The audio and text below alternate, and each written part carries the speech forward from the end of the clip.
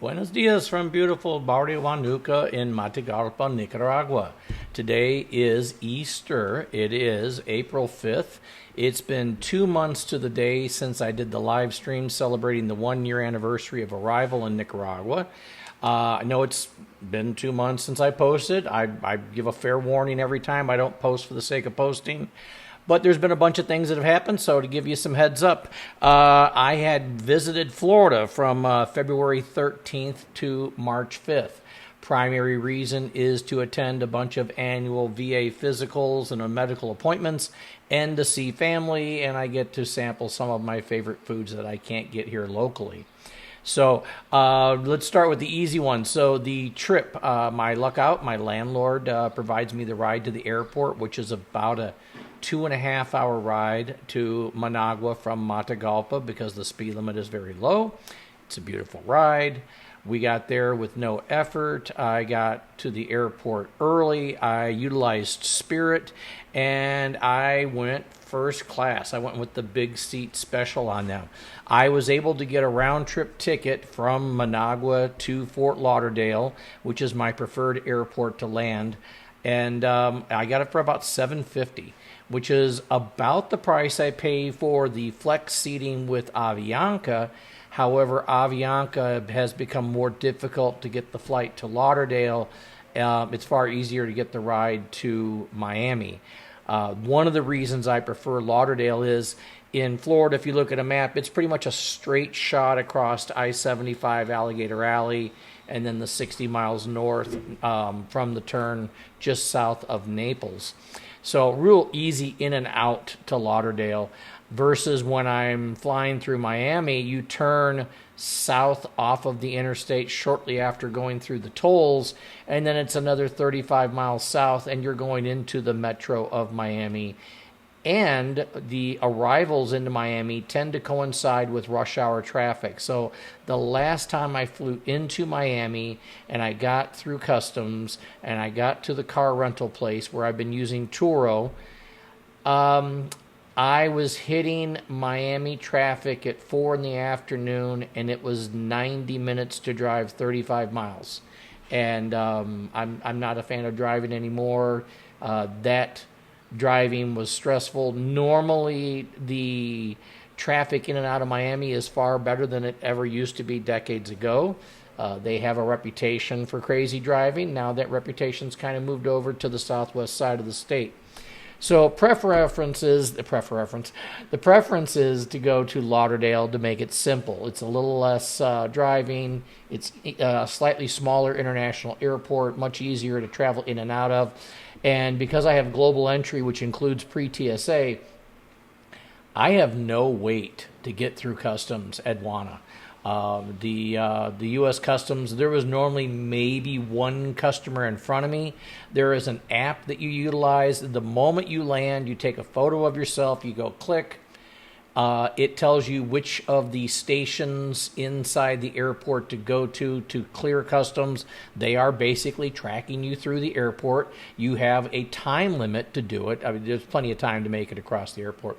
But when I get up there, I take my glasses off. I give them my passport. I state my name, where I'm coming from, where I'm going, and I am through the door. I have not had to wait to go through border customs at all. It's been really great versus the extremely long line you see for people without the global entry, especially in Miami. The last time I was leaving Miami to come back to Nicaragua, even with global entry, that line had well over 100 people in it, and there were several thousand people in the regular line to go through Customs Border Patrol. So if you are going to travel in and out of the states, within the states, it's highly advantageable because you're going through and you're getting your pre-TSI and you're jumping in and out. But if you're going to be going in and out of the U.S. borders, and if you're going to travel at least twice a year, which means you're going to exchange borders 4 times with 2 different travels, I highly encourage paying the small amount of money to get the global entry. It's so been worth it. So enough on the praise for that portion of the Gov that's actually working well. To my surprise, when I was landing, that was the night of the TSA shutdown. I had 4 more hours after my arrival before they were officially going to be shutting down. There were no disruptions then.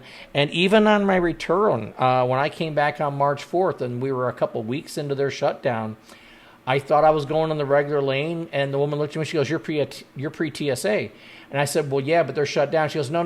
That only affected us for one day. We have funding locally." So the Fort Lauderdale airport at that time, by the 4th of March, was still operating under normal procedure. So I jumped out of a longer line, went expedited, and zipped through the airport really quickly. So again, global entry is well worth it. The pre-TSA is well worth it. Fort Lauderdale Airport is super easy to navigate in and out of. I mentioned the car rentals. So I've been using Turo, which is a ride-share program where you're renting from a private owner, and it was cheaper than doing traditional car rentals. However, I have had a few disruptions of service. They've canceled the reservation on a particular vehicle reserved with little notice due to the vehicles no longer meeting their safety requirements, which, obviously if it doesn't meet a safety requirement, that's nice. But this last time I was in the Managua airport on February 13th, getting ready to fly. I was a half hour before boarding, before Turo sends me an announcement telling me they've canceled my reservation for the car I'm going to be picking up in 3 hours. And the remaining options all cost more money. So I won't say it was a deliberate bait and switch. It was an unfortunate situation. I did have to spend about an extra 10% more, but most of the car options they offered me were going to be an extra $2,000 for 3 weeks use. I'm already averaging about $1,000 a week on a car rental, regardless of the company. And trust me, as a veteran, I researched every veteran discount. The best veteran discount actually requires you to pay for an annual membership. And when you add that to it, it doesn't save any greater money. So all those companies are pretty much going to cost you around the same amount. And even the Turo, which has been easier to book a vehicle, it's now the price has gone up, the selection's gone down, and they've canceled on me a few times. So in the future, I may very well be looking at a traditional car rental company, which has a greater pool of vehicles and hopefully less likely to cancel on me while I'm in the air and force me to take something far more expensive that I didn't plan on paying for. But the actual vehicle that was the replacement vehicle ran well, and I had no issues with it. It was only a couple years old. Smaller vehicle than I planned, and because of the knees and back, I try not to get in little tiny cars. I prefer being in a pickup, midsize, with a little bit of a lift to it, so I'm not climbing in and out of. I could never get in and out of a sports car where your butt's 6 inches off the ground. I have a hard time getting out of a lot of these cars, in and out of them to begin with, because they're so low. Now, the trip back to Florida. So I had a bunch of my annual VA appointments. All of that went well. I've been able to pick up the medications easier. I'm getting 6 months supply at a time. I've got the VA dialed in on that. So my first year, a year ago, I arrived in February. I found out that I had to do a quick weekend trip back to the States at the end of March to get medication because I couldn't afford to buy it locally. So that was an unplanned round-trip ticket over 72 hours. I went back in July to take care of medical, see family, and such. And then I went back in October. So if you're looking at between $700 and $1,000 for a round-trip ticket, and you're looking at $1,000 a week for a rental car, I tend to be back in town for about 3 weeks. Now we're looking at $4,000. Plus fuel, and then the cost of food. So when you're out of the country for a while and you come back, you notice the increase in food costs. Now, I didn't notice it as much last year because I was back every few months. This year, I noticed a significant increase in the cost of food at restaurants. So my Waffle House breakfast was well over $21 before the tip. And I stay with my sister and her husband, and it pretty much didn't matter where I went for lunch, where I went for dinner. We were always looking at like $30 or more per plate.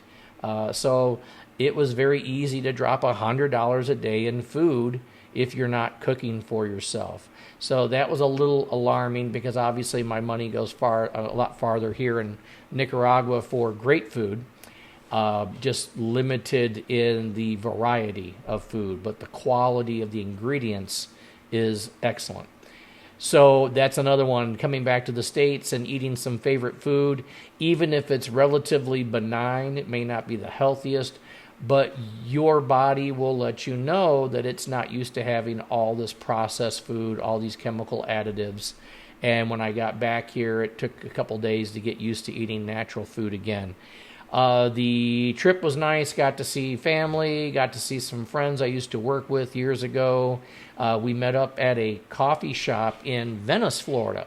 So an old friend of mine, Gary, owns Black Gold Coffee Roastery in Venice, and they bought a historic home on Venice Island, did a partial restoration, kept most of it as a walk-through historical museum of the building. It's a 100-some-year-old home, and have a coffee shop in it. So I met with old friends from when I worked with Career Source, and we sat out on the patio, and I mean, we must have hung out for a good 3-4 hours, because I hadn't seen a lot of them about probably 7 years.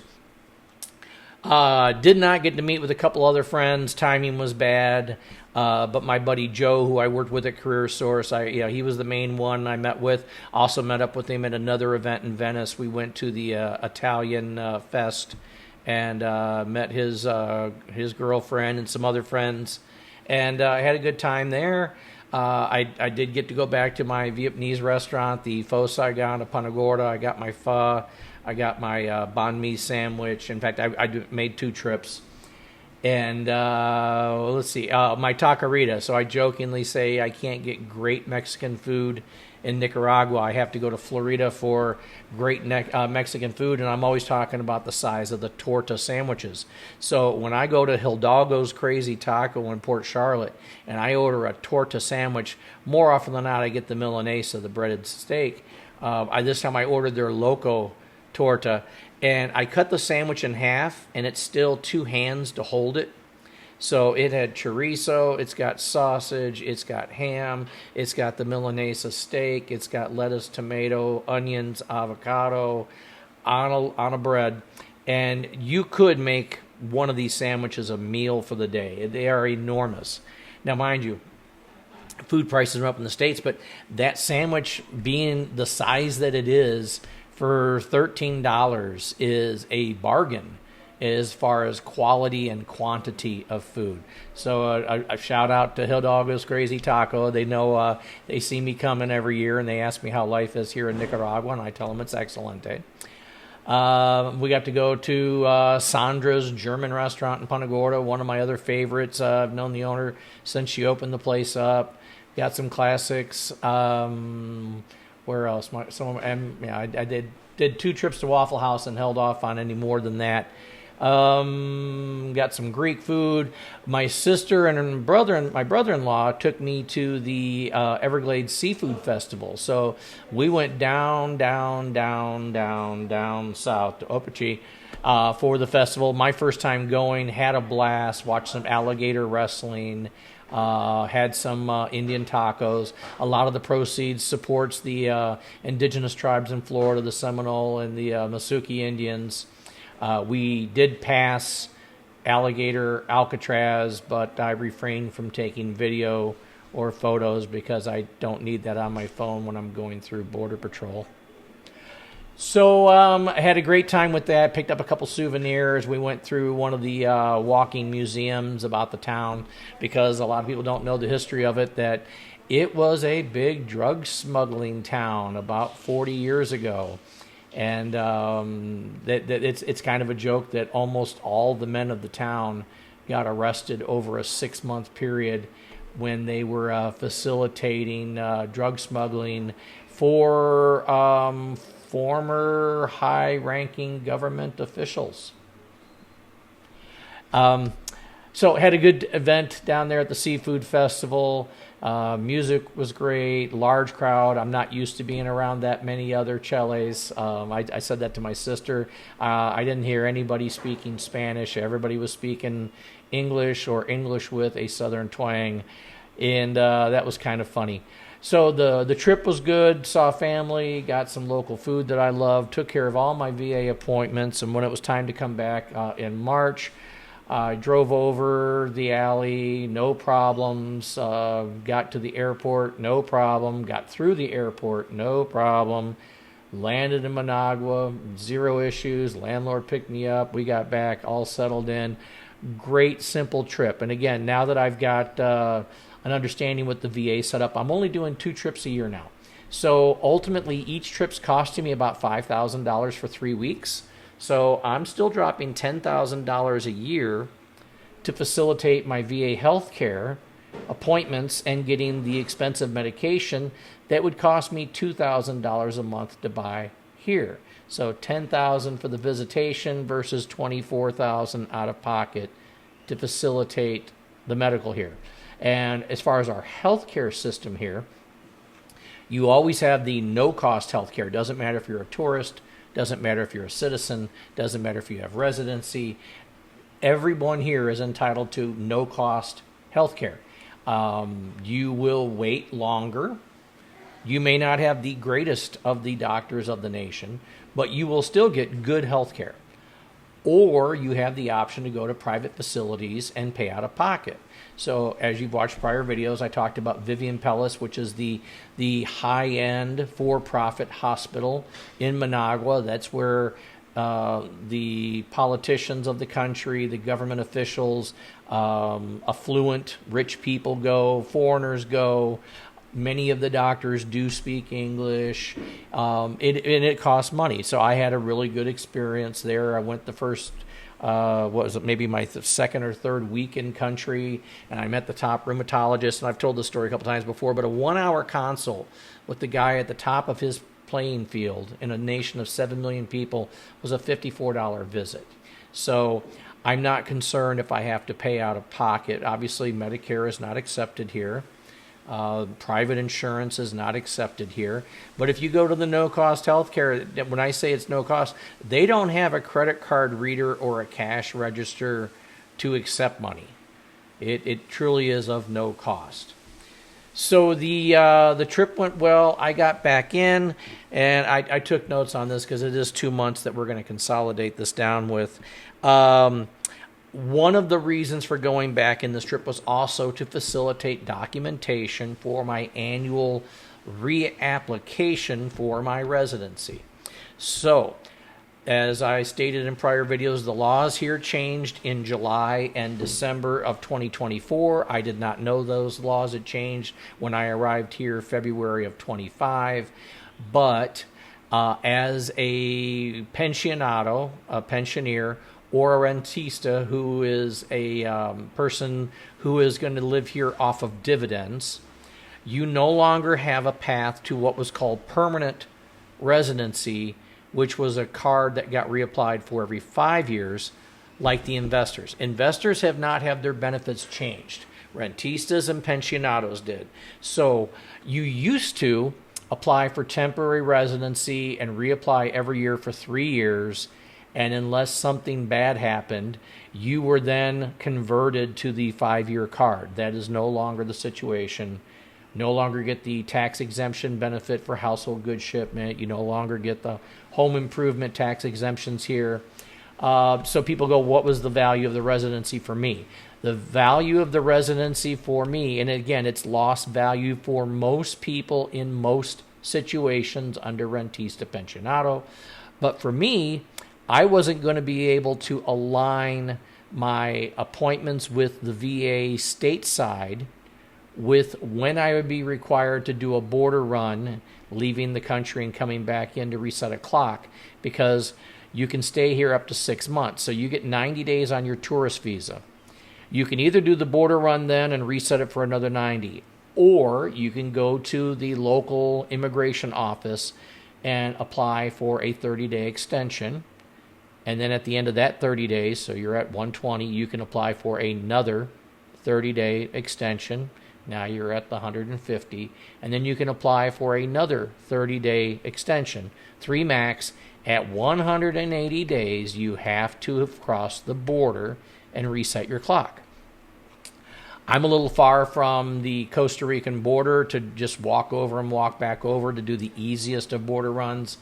And to fly away from the CA4 to come right back would be expensive. So I wasn't going to be able to time when the VA schedules my appointments with the required times of when I would have to leave Nicaragua, beyond making additional trips that would now be considered unnecessary, since I've got this dialed into 2 trips per year for medical purposes stateside, and I don't have a requirement for having to leave the country. In fact, now it's the opposite. I have to be in country. I can't be out of the country more than 180 days of a year, and right now I'm like 6 weeks of a year out of country.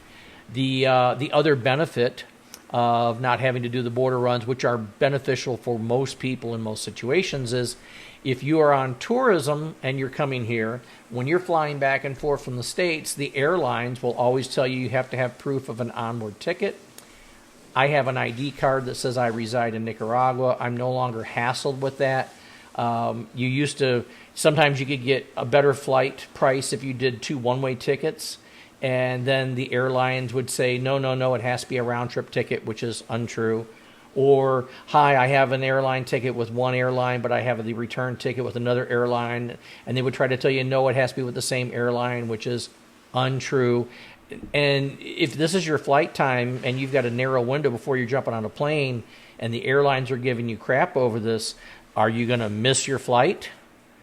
Or are you going to be extorted to pay for an additional ticket? And then also, a lot of times they won't let you purchase the return ticket in less than 24 hours before the flight because they want extra money. I had been challenged on that in the past when I was still under the tourism, and I worked around it. We'll put it that way.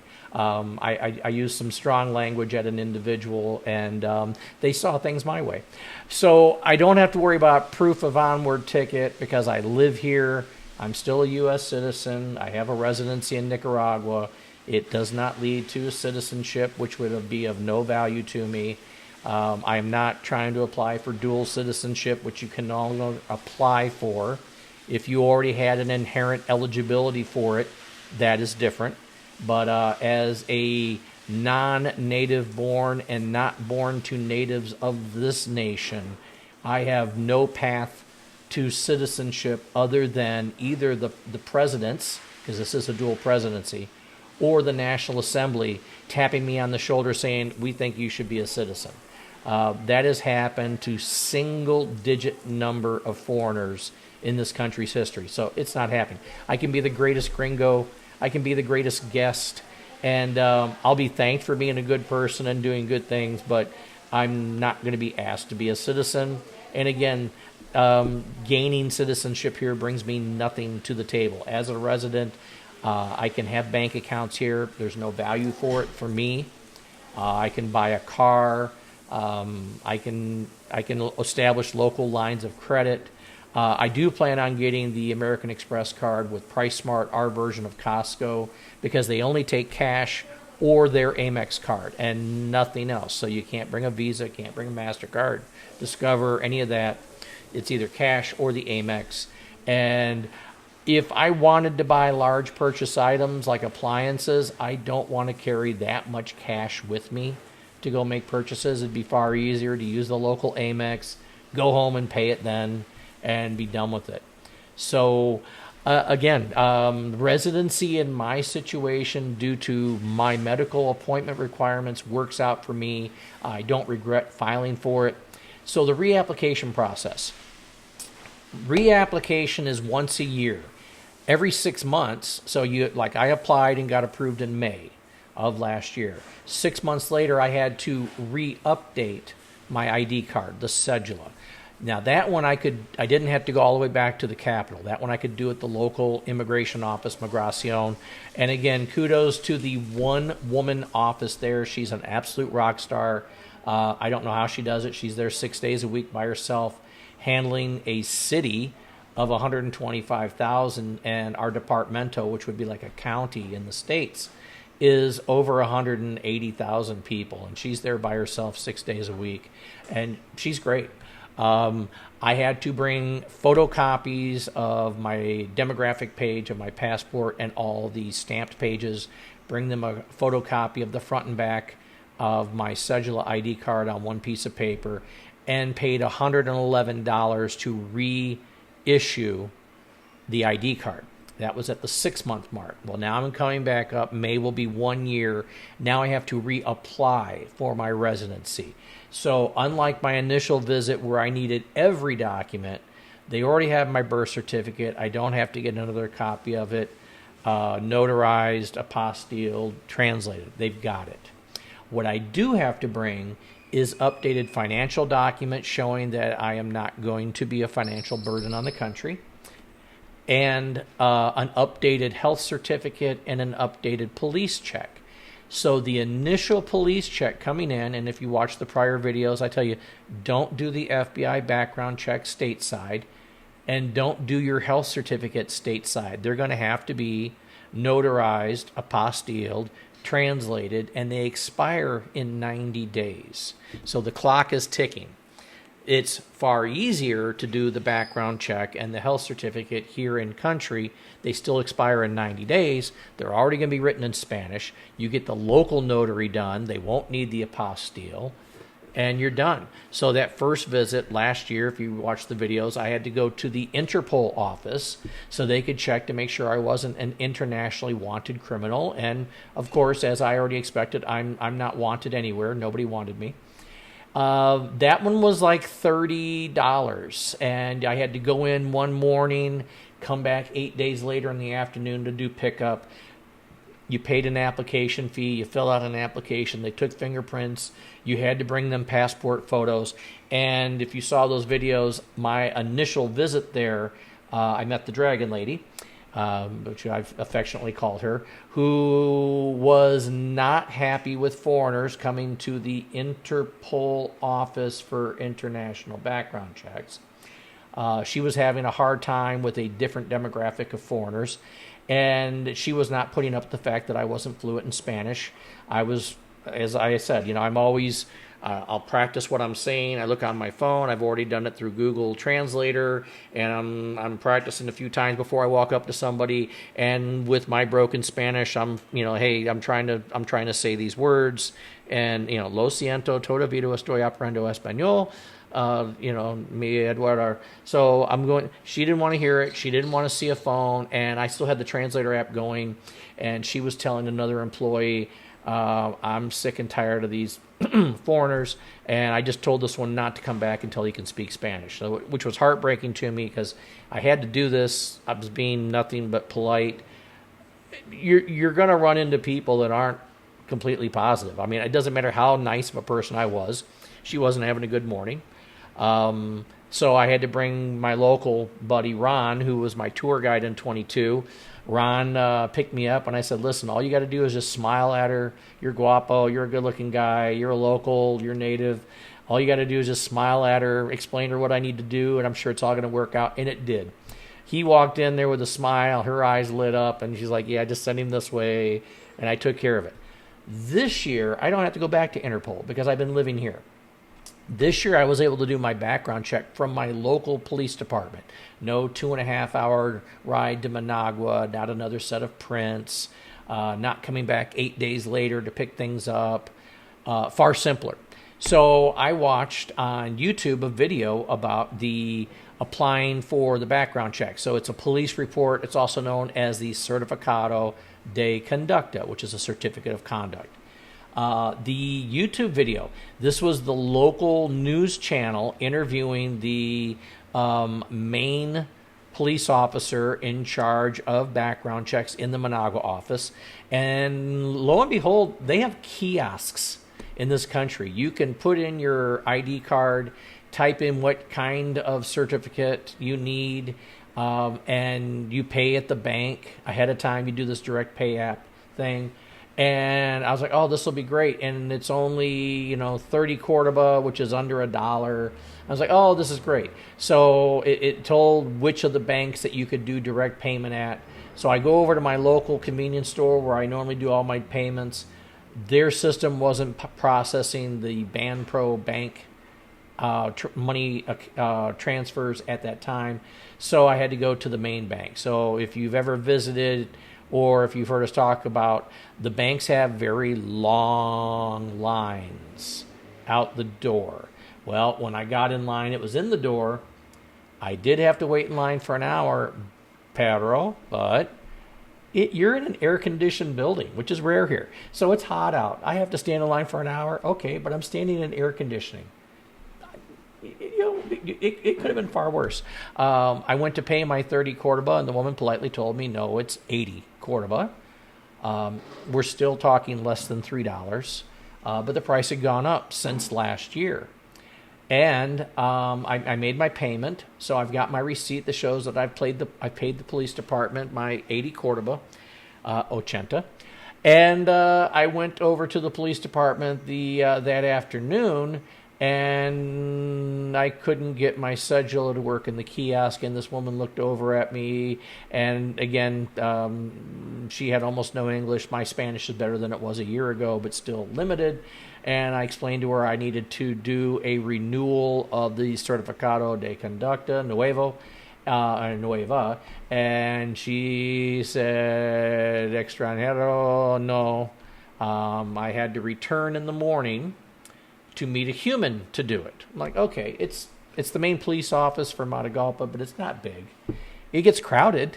They're busy. I got there, and it's funny, when you wait in line and they have seating, it becomes musical chairs. Every time somebody stands up and gets seen, everybody stands up, moves one seat, sits back down, moves one seat, sits back down, goes to the next row, and it's, an accordion. I sat maybe 20 minutes waiting. I brought all my documents in. I brought them the passport photos, the cedula photo. I brought them in additional passport photos that I went and got done in town. I think it was $3 to get 4 passport photos. And other than a name of my parents, like many offices here, they were shocked that I was here solo, that I didn't bring my wife. And I was like, I don't have a wife. And of course, the woman's eyes light up. And then she tells the woman next to her that I'm a bachelor. And then she asked me where my kids were. And I said, I don't have kids. And her eyes light up. And she looks over and she goes, no niños. And which I've had that happen in most offices here. They're really shocked that a foreigner deliberately chooses to live here long term.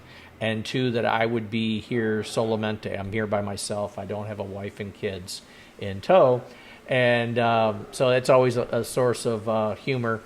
So anyways, I was sitting at the desk for maybe 15 minutes while they asked questions, looked over my paperwork. Poof, here's my certification of conduct. Done. Really simple process.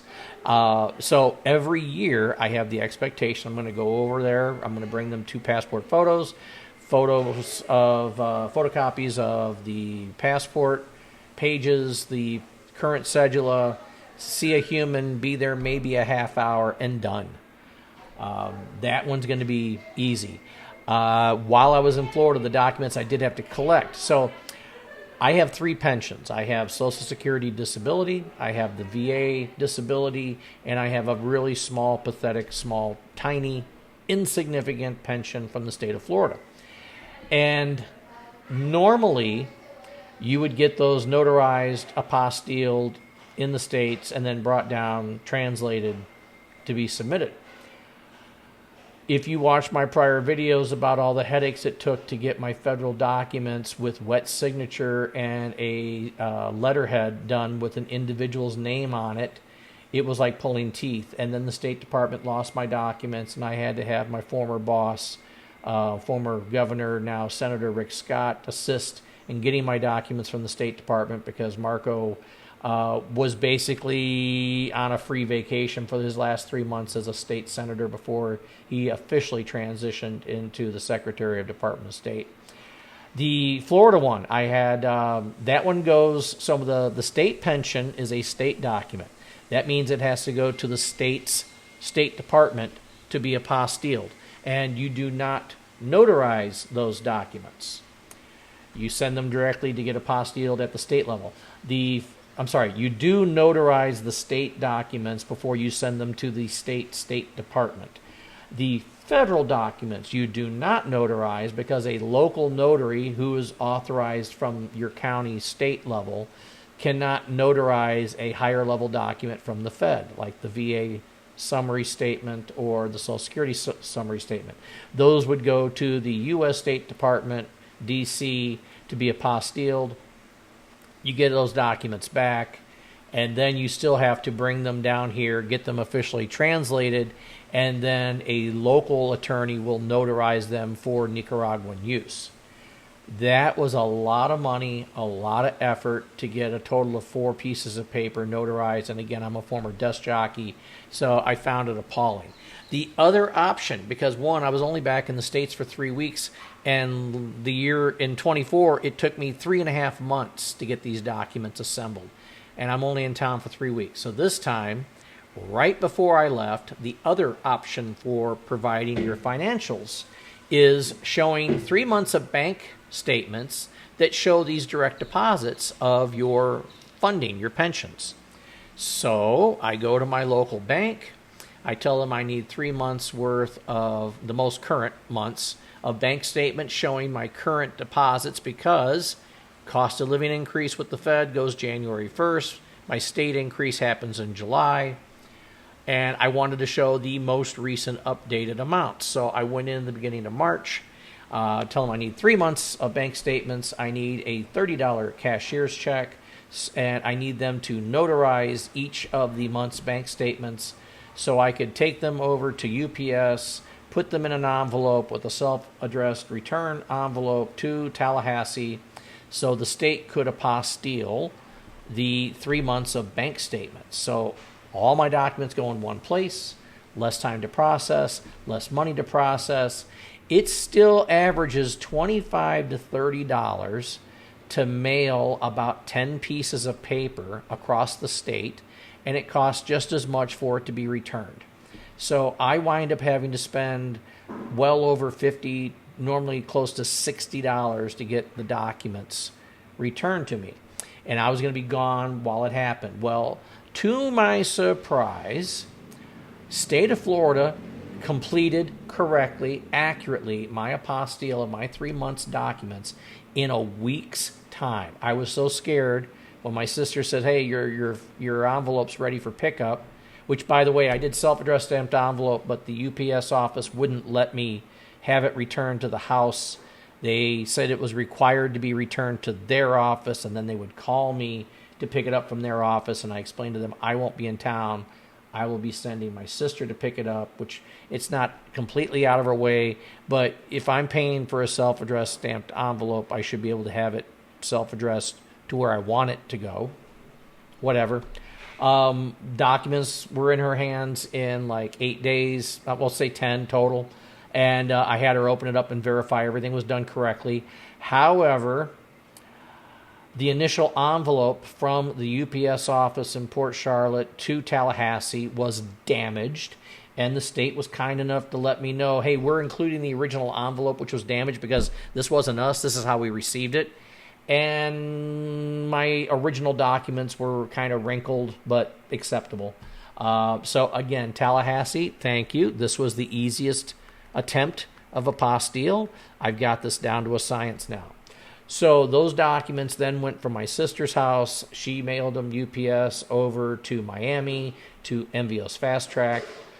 But if you remember correctly, I once had a personal document mailed to me, and the local customs office has a $50 tax on mailing personal documents. After finding that out the hard way, I was advised just throw it in a box with other things to be shipped, and then it's not the sole express purpose of official documents. So that's what I did. I had already bought a pair of shoes unworn, kept them in the shoebox, had a couple other things that were in storage that I wanted brought down here, had her throw it all in that box, had her mail the box over to Miami. Envios Fast Track forwarded it from Miami to Managua, Managua to Matagalpa, and then I picked the box up at the Cargo Trans office, and my documents were correct. So, reapplication every year consists of you bring your updated financial documents, in which case I have 3 months of bank statements. You get an updated certificate of conduct from the local police department. You get an updated health certificate. I wasn't able to get that done before the Holy Week here. I will be taking care of that probably on Thursday. I go to the local health department. I tell them I need the updated Certificado de Salud, certificate of health. I'll have base level blood work and some labs done. I'll get my document in about 2 days later at zero cost. Versus going to see my rheumatologist in Vivian Pellis and paying $60 for an hour-long appointment and such. So those are the main documents. You need updated passport photos. You make photocopies of all the stamped pages and the bio page of the passport. You make a photocopy of the cedula. You bring all of these to the main Managua Migracion General office, and you submit that. So the process, I've got it down pat now. When you originally go, first thing, when you got all your documents, you go to a kiosk desk and they ask you, what do you need to do? I'm going to be letting them know I need a reapplication of temporary residency. They're going to give me a number. I'm going to look up, I'm going to see a sign, and when my number's called, I'm going to go up to the desk and I'm going to see Johanna. Johanna's the rock star that took care of me last year at the Migracion office. And she's going to say, what do I need done? And I'm going to show her the documentation. And then she's going to look at it and say, okay, you need to buy the application form. So take this piece of paper over to the cashier's cage and pay for your application form. I will then take the receipt over to them. I will pay for the form, go sit down, complete the form in Spanish. I've got my cheat sheet already pre-typed out of how to answer the questions. And then I will have to kind of squeeze my way back in to see her again in between other people and say, listen, I got the application done. Here's all the source documents. And she'll gather all that. And if it's all done correctly, I will then be told, okay, take this number, go sit back out again. And when they've reviewed everything, then they'll say, okay, now take this piece of paper, go back over to the cashier's page and pay the actual application cost. And then bring them that receipt back to show proof of payment. Because again, I love this, that the governmental employee you are working with does not handle money. They have a cashier's cage. Think like working in a casino. The people handling the money don't handle the forms. People handling the forms don't handle the money. No impropriety, and it's additional employment in a country of 50% unemployment. If I then wait, kind of squeeze my way back in, give her the receipt showing I've paid, they'll tell me, here's a number, go have a seat. I wait. Somebody will call me up to take the new photo for the cedula, do that, sit back down, wait, and then be called up to receive the cedula and be out the door. If I'm there at 8 o'clock in the morning and I have all this done, I should be out of there by 12. I have my buddy Ron picking me up the night before from Managua, or from Matagalpa. We're going to stay the night at the Crown Plaza, one of the highest rated hotels in the country. I got a room with 2 beds in it for like $100 for the night. We're going to go over to one of my favorite restaurants in town, Tonelli's, which is the Italian restaurant I bragged about that I went to that brought out the half a cheese pizza and bread plate before you even see the menu, and the owner walked me in by my arm, escorted me into a private VIP room, air conditioned, and provided me the menu and walked through all the special. I was just totally blown away by the service. So we're going back to Tonelli's. We're going to stay at the Crown Plaza, and then early in the morning, Ron's going to drop me off at immigration because you can't bring anybody inside with you. You cannot bring a native speaker. You can't bring your attorney. Only the people that are doing the form applications are allowed in the building.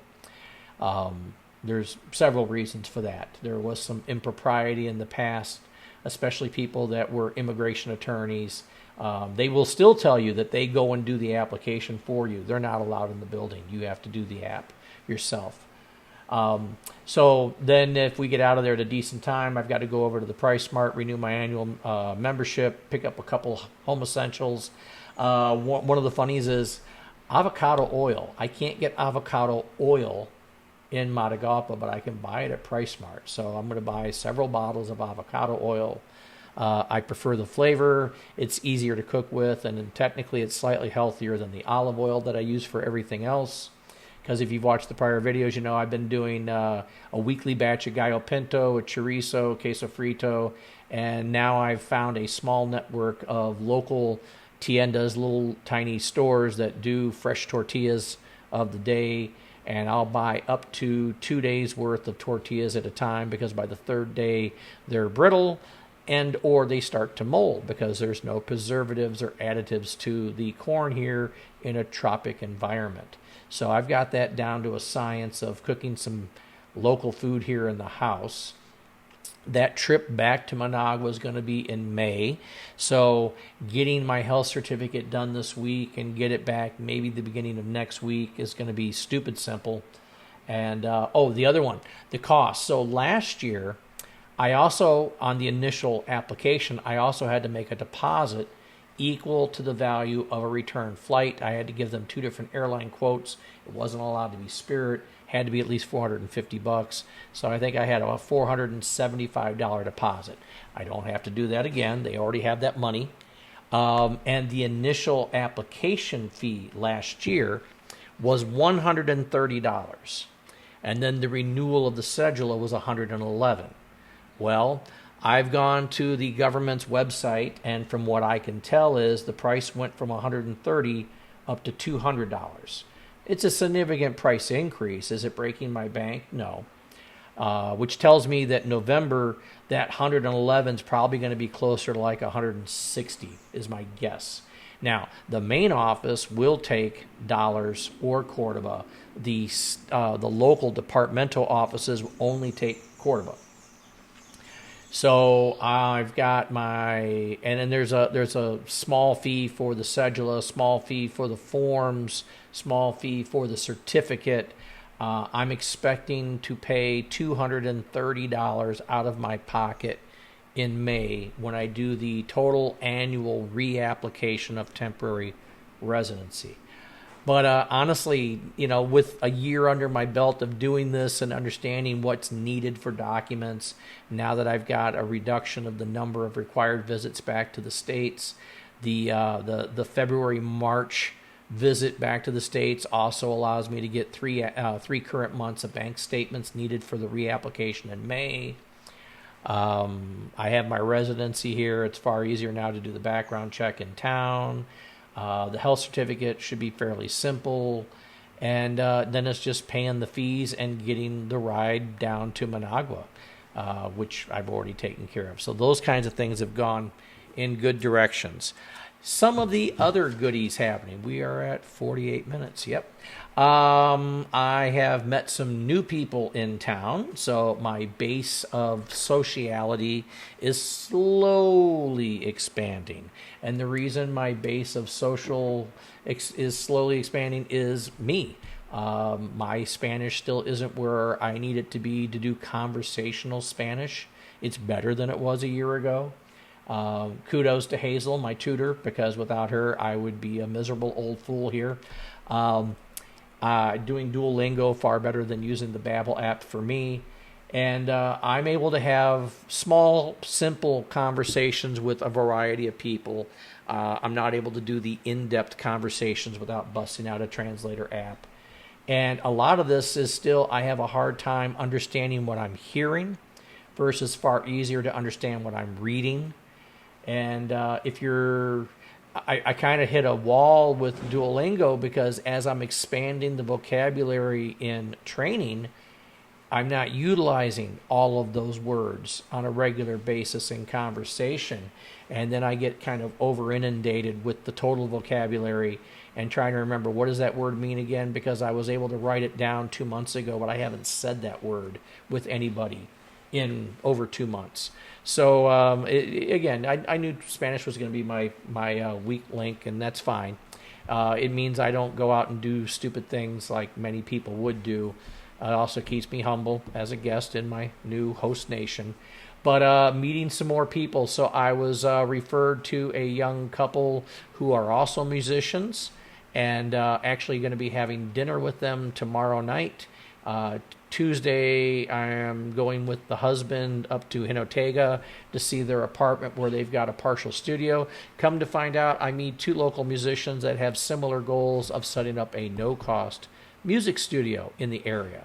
So I had them over last week, showed them the apartment, showed them the music gear, showed them my music library, made coffee for us, and had a really good visit. And, again, slowly meeting other people, because, again, there's not a lot of people that are dual lingual here. So if they can't speak any English, I don't know how somebody corrects my Spanish if I don't understand enough Spanish to be corrected. So the spouse, the wife, speaks pretty good English, the husband less, but it's going to be an opportunity for him to practice some English with me, and I get to practice my Spanish with him. The band, Banda Independiente Genesis del Norte, the band that I have been the patron for. We were going to have, they were going to do a performance yesterday, but it got canceled. I did get some of their equipment in a month ago. My monthly donation last month actually paid for 2 new lira, also known as bells, also known as, looks like a walking xylophone, very common percussion instrument here in country. They had 3 in the band, but there was kids expressing interest in learning to play it. So my monthly donation paid for 2 new instruments on that. I have equipment in Managua waiting to be delivered probably Tuesday for the band, and this is like accessories. I saw kids playing a snare drum with a piece of rope around their waist to hold the drum, and I was like, no, we're not doing that. I ordered new waist straps for drums. I ordered a drum tool which looks like a Leatherman, because they're often having to do repairs while marching. And, they don't, obviously they're not mechanics. They're not carrying a bunch of tools around with them. There's only so many drum tuning keys that are going to work for everything. Ordered some new mallets for the bass drums. And the other one, the kids all had the drumsticks hanging out of their pockets. And I was like, that we can do better than that. So I found a bunch of bags with Velcro that can be attached to a drum, and you have your drumsticks right there, or could be attached to a belt. So if they want to wear it in their back pocket, they have an actual pocket that's long enough to hold them so they're not falling out of their back pocket. It looks a better presentation. And I ordered 5 of a larger variety of those holders for the bass mallets, because the mallets for those are obviously much larger. So just some things to make life simpler in that aspect. And then I'll probably do a cash donation next month. But I have equipment for them this month. Ordered equipment. I paid for equipment last month. Don't know of any immediate performances coming up. I mentioned earlier the Holy Week. So today is Easter. We are finishing Semana Santa, which is the Holy Week. If you know anything of Latin American culture, the Holy Week is it's bigger than Christmas. We started off on Thursday with Maundry Thursday, Maundry, Maundry Thursday. And then went into Good Friday, and then today being Easter. Technically tomorrow, Easter Monday. The local government, well, the national government acknowledges Thursday and Friday as federal holidays. So everybody got a 4-day weekend. Historically, it was the true week long of festivities and Nika's party. For whatever various reasons and theories, they've kind of consolidated it down to a 4-day weekend versus a week of party to 4 days of party. And this is also, while it's spring break time in the States, this is summer break. Our summer means that it's dry and it's hot versus when it's wet and the rain cools things down. So the week before, right at Palm Sunday time, I was in town and caught the Festival de Verano, the summer festival. So a lot of kids, they're on school break like you would see in the States. And again, instead of it being spring break, it's summer break. So a lot of Nikas here for Semana Santa, who don't live near the beach, all go to the beach for, like you would see historically, kids go to Lauderdale and West Palm and all that in Florida. So the Nikas, particularly the ones like up here in the mountains that never see the water, all go and they jam pack on buses and they go down to the beach for 1 to 4 days and party like rock stars. And I laughed this morning. I went to breakfast at Brooklyn Cafe, and a couple of my favorite waitresses were a couple shades darker than normal. They're on the Chile side, a little lighter skin complexion, and they weren't burnt like you would see, Caucasians burnt, but they were an even tone, I'd say about 2 shades darker than normal, and they looked kind of tired. So again, just because you're Latino doesn't mean that you can't get heat exhaustion or a sunburn. And I don't pretend to know how they were partying, but they obviously had a good time. They appreciated the time off, and then they were back to work earning. So shout out to my Brooklyn Cafe crew who watch these videos now. By the way, I am trying to work on these subtitles. Some of mine come through with Spanish subtitles like I had designed, some do not. So my apologies for those who are looking for the subtitles in Espanol. And if you know anything about the translations used through YouTube, they're not always 100% accurate. But working on that. What else do I have going on? I think that is going to cover most of it. I have been promising a video of the audio equipment. My newfound friends that are musicians have an additional friend who's an acoustic engineer who's going to help me get all this cabled up correctly. I have a single Eurorack module that's on back order since December, and then all this equipment is complete. The only things I have coming in now is I have an amp. If you remember, I had an amp on order that got lost in the mail with Envious Fast Track. I got an instant reimbursement. But amps are heavy. So $3 a pound to mail them by boat, $6.75 a pound to do by air, a 35-pound amp. If you buy a low quality, low cost amp, you're going to pay an equal amount in shipping. So I got a notification from Sweetwater out of Indianapolis, who is one of your largest music instrument distributors. Shout out to my audio sales acoustics engineer, Levi, who watches these videos. I got an announcement on a Laney amp having about a $120 discount on it that I'd looked at before. Coincidentally, that's going to cover my shipping. So I'm getting that at normal. The equivalent is I'm getting it at normal price with no shipping cost. But $120 off. It's about a 35-pound amp. It's the discount's going to cover my shipping. It actually arrives in Miami tomorrow. I should see it here in about a month. And then I've got a great 150-watt amp that I can put 2 microphones in, 4 instruments in, and have a lot of options. And it's more amp than I can use in the apartment because, as I found out, acoustically, the apartment, if I look over here to my right, your left, this wall over here with the window for the kitchen does not have glass for the window. It has a metal grate. and that's where airflow comes from, out of the north. And then in the opposite direction on the south side of the building, the same thing. It has a grated window, no glass, and that's how I get passive airflow through the apartment. Well, the way this apartment is set up, with tile, metal building, some drywall, sound of anything I'm doing on the computer or music-wise is louder outside of my apartment than it is inside the apartment.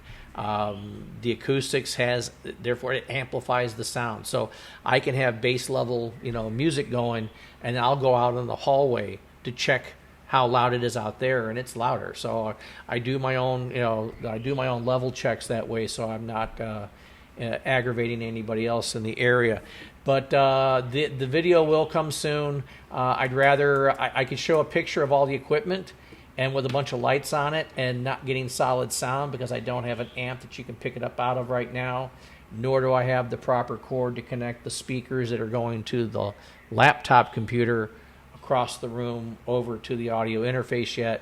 So that video is still pending, but when we do, I'll have an additional body here, and then I will have all my hands bustling over the switches and the buttons and such, and I'll have somebody over me doing the recording. We'll do that one well, and we'll show what a mad scientist I am with all this gear, because what we're looking at right now is there's an audio interface, there's a USB MIDI interface, there's a power conditioner all in a small rack. I have a Moog stack of 5 Moog modulars, and then also the Minotaur. So technically there's 6 Moog synthesizers. I've got 2 Moog keyboards. I then have 2 other Euro racks. One Euro rack is all Benringer, which is the clone style of the Moogs, but I have 37 modules in that Euro rack. And then I have another smaller Euro rack, which is an IntelliGel rack with the one-space IntelliGel utilities. And then I filled the bottom of it with every piece of Malco gear I could get. So for my music tech geeks out there, Paul Barker of Ministry, Revco, and numerous other bands. This was his synthesizer company that went out of business about a year ago. So good luck finding Malco anymore. Most of it is used. Some of it has been back ordered. Some of it's just you can't buy it all anymore. I grabbed as much as I could, made a rack out of that. I have the Soma Labs synth, the Flux that I've shown you guys before, the hands-free one that works like a synthesizer and a theremin, had a crazy kid. Well, I bought another Soma Labs synthesizer from them, the Lyra 8, and then I bought the accessories for it. So I bought a little bitty tiny Euro rack to put a couple modules. There's a breakout box for the Flux. I bought the smaller version of the Soma Labs. I bought the Lyra 4 pedal to put in the rack, and then a couple other little accessories in there for it. And so I've got Soma Lab equipment, I've got Moog equipment, I've got the Benringer equipment, I've got the Malco equipment tied in with the IntelliGel, and I have the AFK virtual drum connected into all this, along with a M1 MacBook computer with all of my music software, Logic Pro, Ableton. I don't remember which version of Ableton's on there at the moment, and all the software, hardware, download, patches for all the equipment. All of that's on that dedicated computer with a 4 terabyte thumb drive in an Asus enclosure, which will transmit at 80 gigabytes per second. So I've got lightning fast data transfer on a dedicated SSD card for it. And then we've got PreSonus speaker monitors with a sub. I've got a little bitty tiny practice amp I bought here that I'm not 100% happy with, but I'm about to have this Laney amp. So in the apartment, the monitor speakers are plenty loud enough, but I also have an actual monitor that will be able to plug into this. And then I brought over more of my equipment for the microphones. So there are 3 primary microphones in the home studio, one of which has a Boss vocal pedal attached to it. So I'll be able to do effects on the primary singing I've got 2 more microphones. One is stationary, one's mobile for the synthesizer area. I really could have 3 or 4 people working simultaneously through the synthesizers, the keyboards, the vocals, the drums, and we would have a digital band. So it's still a work in progress. Everybody's like, well, why aren't you playing this equipment yet? One, I don't have it all set up. Every time I figured out I didn't have the right wires, I've got to order wires, have them shipped, pay for shipping, wait before I get them here, and then realize I need to move something else. So it's a work in progress. But there will be a dedicated video for that in the very near future, as I've promised. But that is it. I want to give a shout out. So the music companies that have been helping me out. Detroit Modular, I got great equipment from them. The AFK drum, I bought that directly from them out of Germany. Sweetwater is my primary go-to for equipment for myself and for the band I sponsor. Again, shout out to Levi. The other company I've been working with, Perfect Circuit, out of California, where I've gotten a lot of my synthesizer equipment. They've provided really good service. I don't have a direct rep there like I do at Sweetwater, and I am not getting any promotionals. There are no links right now. I don't have any kickbacks. Nobody's giving me freebies. I was referred by another expat to his friend's business in Louisiana, LA Beat, yeah, the drumstick company. I bought drumsticks for the band I'm sponsoring, and those sticks worked out very well for the kids, and a handful of others. The digital deck covers. So here, dust is a concern for electronics, and not every piece of equipment I have has a pre-made from the factory cover. So if you know, like the deck savers are a plastic hard case cover to protect your gear. They're not cheap, and due to tariffs right now, they're quite expensive to bring into the States. I have those on a couple pieces, but they only make them for so many things. Digital Deck Covers has a really large catalog of soft covers they make, and they will do custom. So my 5-tier Moog system did not have a cover made for them. I made a whole bunch of measurements, sent in photos. I got a lot of feedback, a lot of positive feedback back and forth. They made a great custom cover. So I have digital deck covers on a lot of my gear. The Laney amp coming, I actually ordered from Custom a cover, which is also going to be a soft but padded cover to protect the amp. And again, because dust here is huge. I don't have dust covers for the speakers, for the microphones. So right now, my microphone covers to protect them from dust are socks, because I have a whole bunch of socks. So that's how I'm protecting gear here in the tropics. Everything is behind either a power conditioner or a heavy-duty surge protector, because our electrical here is not grounded. And now we do get power outs, but I've never had a power surge yet. And well over 90% of anything plugged into a wall here is on some level of a surge protector. So I'm not worried about the surge protecting, because I've already addressed it once, and then you kind of forget about it. I have a very large Triplite backup battery surge arrestor for this computer that I'm working on. I've used Triplite on the music ADA racks that are still in storage in Florida. I've also got the AC fans, AC Infinity fans for air exhaust, air intake to keep things cool, because again, I'm in the tropics. So that will be coming. And did I miss any of my points? No, I have nailed it all. We're at just under an hour 10. Shout out to all of the people viewing this channel. As of today, I was at 144 members. I want to thank all the members.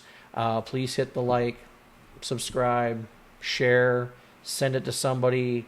If you haven't watched all the videos and you have any problems with sleeping, I guarantee you if you just hit play all, you will not have a problem sleeping. Some of this is dry, but it hopefully it's either useful, informative, or slightly humorous to you. And with that, I wish you all well, and adios.